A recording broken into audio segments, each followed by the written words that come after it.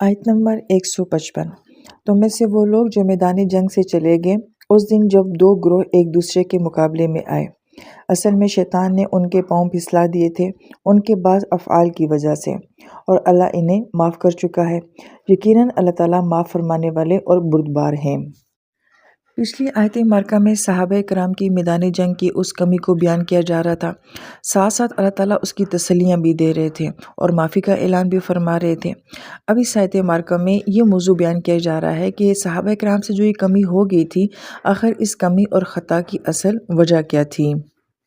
फिर आयत मार्का में कहा जा रहा है कि वो दिन जिस दिन दो जमातें एक दूसरे के साथ टकरा गई थीं। इल्तका का लफ्ज़ यहाँ पे आ रहा है जिसका माना होता है दो लहरों का आपस में टकरा जाना। सूरह रहमान में आता है मरजल बहरैनी यल्तकियान। यहाँ पे ये दो फ़ौजें थी तो गोया कि दो फ़ौजों का आपस में टकरा जाना।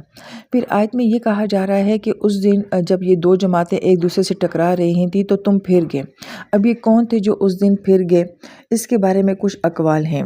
इसके बारे में पहला कौल ये मिलता है कि मुसलमानों की तादाद 1000 थी। उसमें से 300 मुनाफिकीन जिन्होंने ऐन जंग के मौके पे कह दिया था कि हम ये जंग नहीं लड़ सकते हैं, तो उन्हें कहा जा रहा है कि वो मैदानी जंग से फिर गए थे। दूसरा कौल ये मिलता है कि वो सहाबा किराम जिनकी ड्यूटी थी कि उन्होंने पहाड़ी से नीचे नहीं आना, उनका पहाड़ी से नीचे आना जो है उसके लिए तवल्लो का लफ्ज़ फरमाया गया है।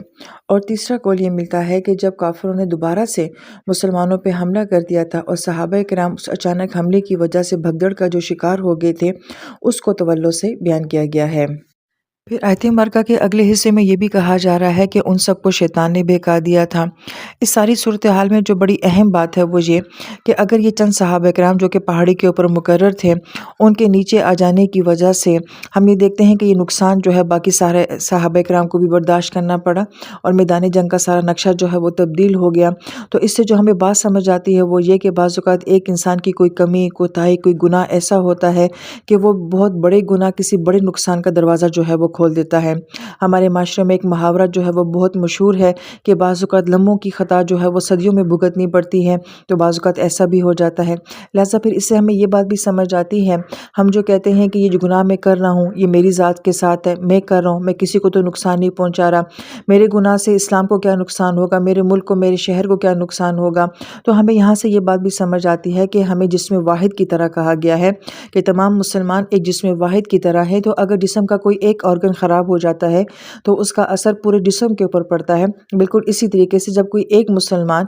कोई एक ऐसी हरकत करता है, गुनाह करता है, तो उसका असर जो है सिर्फ उसकी अपनी ज़ात तक नहीं होता, बल्कि उसका असर जो है वो पूरे माशरे के ऊपर पड़ता है। लिहाजा मैं भी, मेरी ज़ात भी, मेरे अमाल भी दूसरे सब लोगों को मुतासर कर रहे हैं और आपके अमाल भी पूरे माशरे के ऊपर जो है वो असर डाल रहे हैं। बिल्कुल इसी तरह जैसे चंद सहाबा कराम की उस एक कमी या कोताही की वजह से कितने सहाबा कराम को ज़ख्म लगे, कितनी शहादतें हुई और कितना नुकसान हुआ, और जीती हुई जंग जो है वो नुकसान में बदल गई। फिर इसके बाद यहाँ पे एक और अहम बात कि ये वो तमाम सहाबा कराम थे कि जो कि अपने से ज़्यादा दुगनी तादाद से लड़ने के लिए आए थे। सहाबा कराम की तादाद जो है वो 1000 थी, उनमें से भी 300 लोग जो हैं वो साथ छोड़ के जा रहे थे और बाकी जो हैं दुश्मन वो 3000 की तादाद में थे। ये सहाबा कराम नीयत से भी खालिस थे, जज्बे भी इनके सच्चे थे। ये अपनी बीवी बच्चों को, अपने माँ बाप को अलविदा कह के आए थे कि शायद अब हमें दोबारा वापस आना नसीब ना हो। मगर इसके बावजूद फिर मैदान जंग में जब ये सब कुछ हुआ तो हमारे ज़हन में भी ये सवाल आता है, तो यकीनन सहाबा कराम के ज़हन में भी ये सवाल आता होगा कि हमसे ये सब कैसे हो गया। ये कैसे हो गया कि इतना खुलूस होने के बावजूद और सच्ची लगन होने के बावजूद भी मैदानी जंग में ये भगदड़ कैसे मच गई, हमें नबी अलैहिस्सलाम को कैसे तन्हा छोड़ दिया। तो यहाँ पे बहुत अहम नुकता जो मुफस्सिरीन बयान करते हैं कि दो तरह के रवैये हमारे सामने आते हैं। कुछ लोगों के रवैये ये होते हैं कि जब उनसे कोई ख़ता या गलती हो जाती है तो वो ये कहते हैं कि मेरा कसूर नहीं है, सारा कसूर शैतान का है, शैतान ने ये हमसे करवा दिया था। और फिर इसका एक और रवैया ये भी होता है कि हम अपनी गलती का इल्ज़ाम दूसरे के ऊपर डाल दे देते हैं और हम ये कहते हैं कि फ़लाँ की वजह से ऐसा हुआ, फ़लाँ की वजह से ऐसा हुआ। जबकि इसके बरक्स एक बहुत ही महज़्ज़ब रवैया ये होता है कि जब इंसान से कोई ख़ता या गलती हो जाती है तो वो अपने अंदर ब्लेम तलाश करता है, अपने आप को कसूरवार ठहराता है कि मेरी कोई कमी होगी, मेरी वजह से कुछ ऐसा है कि जिसकी वजह से ये ख़ता मेरे साथ सरज़द हो गई थी। لہٰذا ہم آیت مبارکہ میں دیکھتے ہیں کہ اللہ تعالیٰ کیا فرما رہے ہیں۔ تو اللہ تعالیٰ نے فرمایا کہ شیطان نے ان کو بہکا تو دیا تھا، مگر بعضی ما کسبوا کا لفظ بھی آیا کہ ان کے بعض اعمال کی وجہ سے جو ان سے سرزد ہوئے تھے۔ اب اس بارے میں بڑے اقوال ملتے ہیں کہ ایسے کیا اعمال تھے صحابہ کرام کے کہ جن کی وجہ سے جو ہے شیطان نے انہیں بہکا دیا تھا۔ تو کچھ علماء کرام نے فرمایا کہ کچھ ایسی خطائیں یا کمی کوتاہیاں ہوں گی کہ جن کی وجہ سے جو ہے یہ سب کچھ دیکھنا پڑا، اور بعض کی رائے یہ بھی ہے کہ یہ جو نبی علیہ السلام کا حکم نہ ماننا تھا، یہی دراصل میں وہ عمل تھا جس کی وجہ سے یہ سب کچھ ہوا، یا پھر اگر کچھ صحابہ کرام کے دل میں مالی غنیمت کی محبت آ بھی گئی تھی تو عین ممکن ہے اس کو بھی جو ہے ما کسبوا سے کہا گیا ہو۔ یہ سب جو ہیں وجوہات ہو سکتی ہیں کہ جو یہاں پہ بیان کی گئی ہیں۔ لہٰذا آیت میں اللہ تعالیٰ نے جو ہے سارا بلیم شیطان کے اوپر نہیں ڈالا، بلکہ اللہ تعالیٰ نے صحابہ کرام کو کہا ہے کہ تم اپنے اندر اس کمی اور اس وجہ کو تلاش کرنے کی کوشش کرو کہ آخر یہ سب کچھ کیسے ہوا۔ تو گویا کہ اللہ تعالیٰ بھی یہی چاہتے ہیں کہ ہم اپنی غلطیوں کا سارا الزام جو ہے وہ شیطان کے اوپر نہ ڈالا کریں، بلکہ یہ دیکھا کریں کہ ہمارے اندر ایسی کیا کمی تھی کہ اس کمی کو استعمال کر کے شیطان نے ہم سے یہ کام کروا لیا۔ اب یہاں سے جو بہت ہی اہم موضوع بیان کیا جاتا ہے وہ یہ کہ شیطان ہمیں کیسے بہکا دیتا ہے اور وہ ہم سے غلطیاں کیسے کروا دیتا ہے۔ سب سے پہلے تو آیت مبارکہ میں استزلہ کا لفظ جو ہے وہ استعمال کیا گیا ہے۔ ازلہ کا مطلب ہوتا ہے کسی کو بہکا دینا، مگر جب اس کو استزلہ کے ساتھ بیان کیا گیا ہے تو اس کا مطلب ہوتا ہے کسی کو آہستہ آہستہ تھوڑا تھوڑا کر کے بہکا دینا۔ تو گویا کہ شیطان جو ہم سے غلط کام کرواتا ہے وہ یکدم نہیں کرواتا، بلکہ وہ آہستہ آہستہ یہ کام کرتا ہے، ہمارے اندر وسوسے ڈالے گا اور پھر آہستہ آہستہ ہمیں ان وسوسوں کے ذریعے ایسا کنٹرول کرے گا کہ جس سے پھر وہ ہم سے بہت بڑے بڑے غلط کام بھی کروا لیتا ہے۔ اس بات کو جس خوبصورت مثال کے ساتھ بیان کیا گیا ہے کہ جیسے کسی ملک کا ڈیفنس سسٹم ہوتا ہے، تو جس ملک کا ڈیفنس سسٹم جتنا مضبوط ہوتا ہے وہاں دشمن آسانی سے باہر سے حملہ نہیں کر سکتا۔ ہم جب اپنے گھر بناتے ہیں تو ہم اس بات کا بہت لحاظ رکھتے ہیں کہ ہماری دیواریں وہ ایسی مضبوط ہوں کہ اس میں کسی قسم کی سیم نہ داخل ہو سکے، کیڑے مکوڑے نہ داخل ہو سکیں، ہوا کو دیکھا جاتا ہے، روشنی کو دیکھا جاتا ہے کہ ہر طریقے سے جو ہے وہ حفاظتی نظام کو جو ہے وہ مضبوط بنایا جاتا ہے۔ کووڈ میں ہم نے دیکھا کہ جن لوگوں کا امیون سسٹم بہت مضبوط تھا تو ان لوگوں پہ وائرس جو ہے وہ ویسے حملہ نہیں کیا، لیکن جن کا کمزور تھا تو ان کو بڑی آسانی سے اس وائرس نے جو ہے وہ اٹیک کر دیا تھا۔ اسی طریقے سے علماء کرام یہ فرماتے ہیں کہ ہمارا ایک روحانی نظام بھی ہوتا ہے اور اس کا بھی اپنا ایک دفاعی نظام ہوتا ہے۔ تو جس انسان کا روحانی نظام جتنا مضبوط ہوتا ہے تو پھر شیطان کے لیے وہاں پہ اٹیک کرنا، وسوسے ڈالنا اور پھر انسان سے غلط کام کروانا بہت مشکل ہو جاتا ہے۔ لیکن جب انسان کا یہ روحانی نظام جو ہے اور یہ دفاعی سسٹم جو ہے یہ کمزور ہو جاتا ہے تو پھر شیطان کا ہمارے سے کچھ بھی غلط کروانا بہت آسان ہو جاتا ہے۔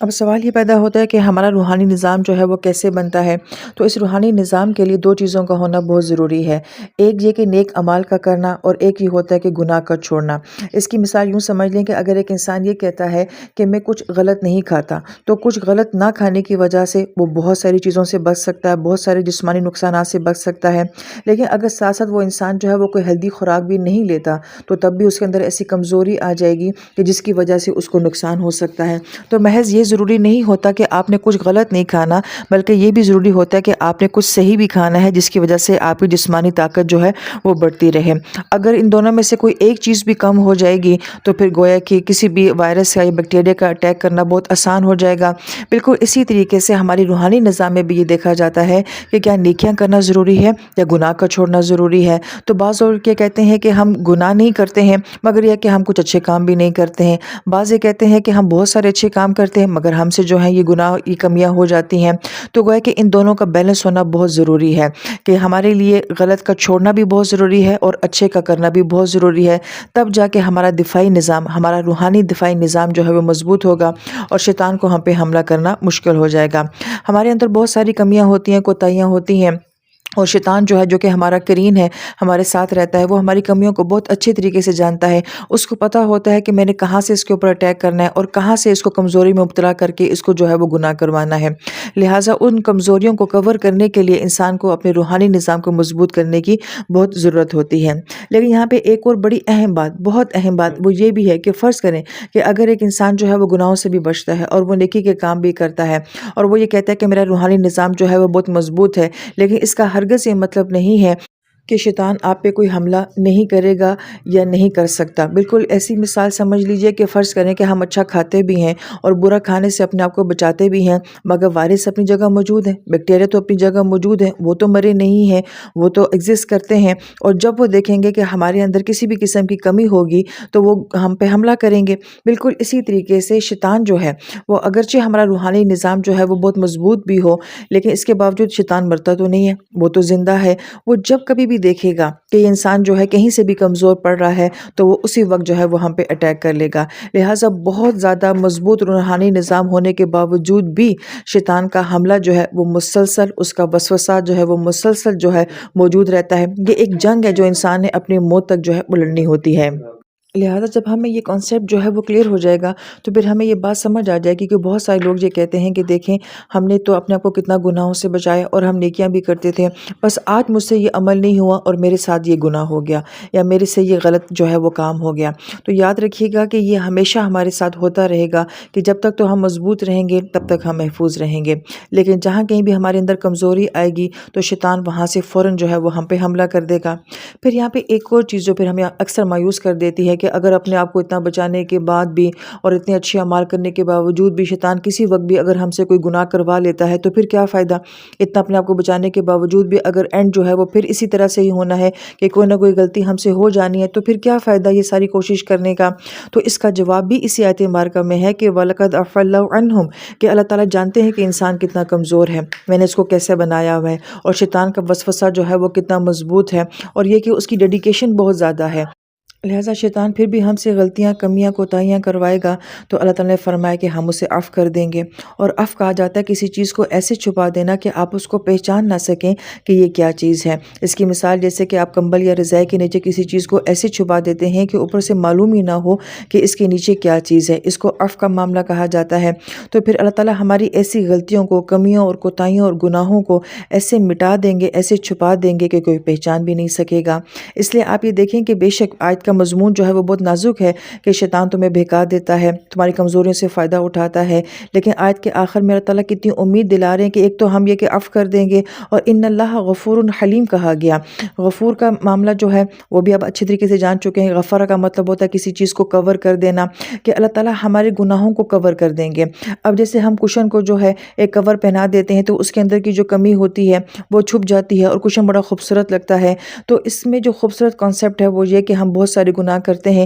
جو کہ ہمیں بدصورت بنا دیتے ہیں، ہماری شخصیت کے اندر بہت ساری کمیاں اور دراڑیں پیدا کر دیتے ہیں، لیکن اللہ تعالیٰ غفوریت کا معاملہ فرماتے ہیں کہ ایسے ہمیں کور کر دیتے ہیں کہ ہم ظاہر سے بڑے خوبصورت لگتے ہیں۔ پھر غافر کا مطلب ہوتا ہے جو کہ ایک دفعہ معاف کر دینے والا ہو، کہیں آیت میں غفار آتا ہے اور غفار کا مطلب ہوتا ہے بار بار معاف کرنے والا، بڑی پرفیکشن کے ساتھ معاف کرنے والا، اور جب غفور آتا ہے اس کا مطلب ہوتا ہے مبالغے کا صیغہ ہے کہ بہت زیادہ معاف کرنے والا۔ تو اللہ تعالیٰ ہمیں اتنی ہوپس دلا رہے ہیں کہ ایک دفعہ نہیں کروں گا، بار بار بھی کروں گا اور بہت زیادہ بھی کروں گا۔ تو پھر ہمیں مایوسی کیسی ہے؟ ہمارا کام جو ہے وہ صرف کوشش اور ایفرٹ کرنا ہے کہ ہم نے آپ کو حت الوسع بچانے کی کوشش کرنی ہے۔ پھر غفور کے ساتھ جو ہے وہ حلیم کا لفظ آیا ہے۔ حلیم اور صبور کا معنی قریب قریب ہوتا ہے، مگر صبر میں یہ ہوتا ہے کہ آپ کسی چیز کو جو ہے وہ سہ جاتے ہیں، برداشت کرتے ہیں، اس کو مقابلہ کرتے ہیں۔ جب اللہ تعالیٰ اپنی ذات کے لیے صبور فرماتے ہیں تو اللہ کا صبر ہمارے صبر کی طرح کا نہیں ہوتا۔ اللہ کا یہ ہوتا ہے کہ اللہ تعالیٰ اپنے بندے کی خطاؤں کو دیکھتے ہیں مگر سزا دینے میں جلدی نہیں کرتے۔ لیکن جب حلیم کا معنی آتا ہے تو حلم کا مطلب یہ ہوتا ہے کہ کسی کی غلطی کو دیکھنا، خطا کو دیکھنا، پھر اس کو جس معاف نہیں کرنا بلکہ اس کو محبت کے ساتھ معاف کر دینا۔ تو یہاں پہ غفور کے ساتھ حلیم کا لفظ کیوں آیا؟ کہ اللہ تعالیٰ اپنے بندے کی کوشش کو دیکھتے ہیں اور وہ دیکھتے ہیں وہ کتنا کمزور ہے، وہ اپنے آپ کو کتنا بچانے کی کوشش کرتا ہے، اور پھر بھی جب اسے خطائیں ہو جاتی ہیں تو اس خطا کو صرف معاف نہیں کیا جاتا بلکہ بہت محبت کے ساتھ معاف کیا جاتا ہے۔ یہاں پر ہم یہ دیکھتے ہیں کہ ہم مائیں ہیں، ہم اپنے بچوں کو محنت کرتا ہوا دیکھتے ہیں، اگر اس کے باوجود بھی وہ اچھے نمبر نہیں لے پاتے، کامیاب نہیں ہو پاتے، تو ہم ان کو تسلی دیتے ہیں کہ کوئی بات نہیں بیٹا، اور ہم ان کے رزلٹ کارڈ چھپا دیتے ہیں کہ تاکہ میرے بچے کی ناکامی جو ہے یا اس کی کمی جو ہے وہ کسی کو نہ پتہ چلے، اسے دکھ نہ ہو۔ تو اللہ کی ذات تو اللہ تعالیٰ کی ذات ہے، اس لیے غفور اور حلیم کا کمبینیشن جو ہے وہ بہت ہی خوبصورت ہے کہ اللہ تعالیٰ صرف ہمارے گناہوں پہ پردے نہیں ڈالتے ہیں بلکہ بڑی محبت کے ساتھ ہمارے گناہوں کو چھپا لیتے ہیں۔